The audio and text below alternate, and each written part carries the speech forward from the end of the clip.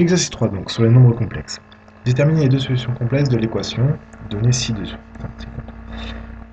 Une des idées qui a été revenue, qui m'est revenue, c'est de remplacer z par x plus y.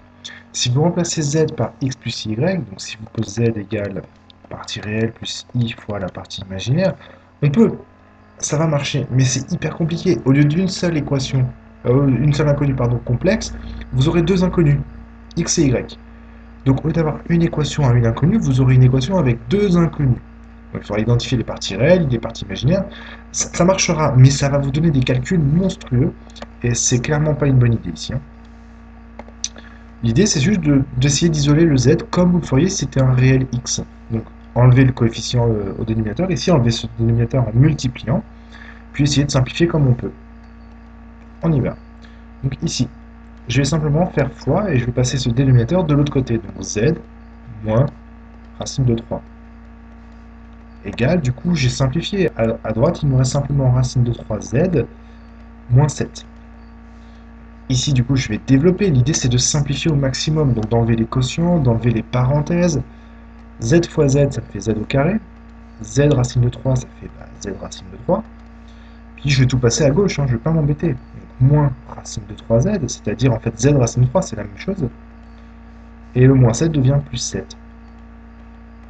Alors attention, j'ai tendance à faire des 7 qui ressemblent à des z. Plus 7. Je vais mettre ensemble ici les deux z, donc z au carré. J'ai donc deux fois la même chose, donc moins 2 racine de 3 z. On préférait écrire 2z racine de 3 pour ne pas avoir ce problème de racine carrée qui pourrait dépasser et englober le z. Voilà. Donc on préférait mettre le z devant, mais là on va s'en ficher un peu.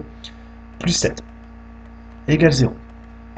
Et là vous arrivez en fait sur le cours, vous avez une équation du second degré, l'inconnu c'est z, z au carré z, donc c'est un polynôme du second degré, complexe, enfin les solutions vont être complexes, mais ça ne change rien. Delta. Alors pour calculer delta, vous avez besoin de a, b et c. Donc le a, c'est ce qui est ici. Donc s'il n'y a rien, c'est 1. Le b, c'est ce qui est ici. Et le c, c'est le nombre sans z. Donc ici, c'est le c. Le b, par contre, c'est moins 2 racine de 3. J'ai oublié racine de 3. Du coup, delta, c'est donc moins 2 racine de 3, donc le b, au carré. Je vais changer de montrer. Hop. Moins 4 fois a, donc le a, c'est 1, fois c. Et le c, c'est 7. Vous arrivez donc à faire 4 fois 3, 12. 2 racine de 3 carré, ça fait 12. Moins 4 fois 7, 28. Votre delta, donc votre discriminant, c'est moins 16, ce qui vous donne deux racines complexes, puisque le delta est négatif. Première racine, hop, x1, ou plutôt z1, puisqu'on est dans les imaginaires, on a tendance à noter z, les imaginaires, donc z1. C'est donc moins b, donc moins ce truc-là. Donc le moins et moins, ça va faire plus, donc je vais trouver 2 racines de 3, plus racine de delta, donc racine de moins 16, divisé par 2a, donc le a c'était 1, donc divisé par 2. La racine de moins 16, donc le moins va me donner un i, racine de 16 ça fait 4, donc 4i. Donc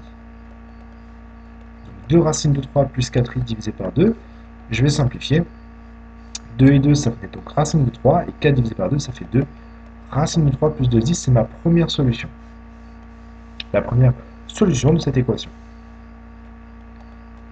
La deuxième, z2, eh bien c'est la même formule, sauf que vous aurez un moins devant la racine.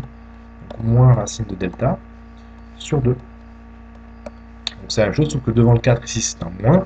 Et du coup, vous allez trouver la même réponse, sauf que ce sera racine de 3 moins 2i. Donc en fait, c'est le conjugué. Quand vous avez une solution, une équation, pardon, un polynôme du second degré, un coefficient réel, ici, il n'y a pas de i. En dehors des z, il n'y a que z en fait qui est vraiment complexe, qui peut être complexe. Il n'y a pas de i en dehors.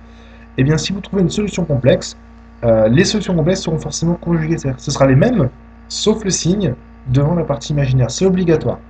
Si les coefficients sont réels, s'il n'y a pas de i devant les variables, devant ici le z, devant l'inconnu, eh bien forcément, les solutions, si elles sont complexes, elles sont forcément conjuguées l'une de l'autre. Donc c'est normal qu'on trouve ici la même chose avec le signe qui change devant la partie imaginaire. Donc, question 1, terminé. Deux solutions.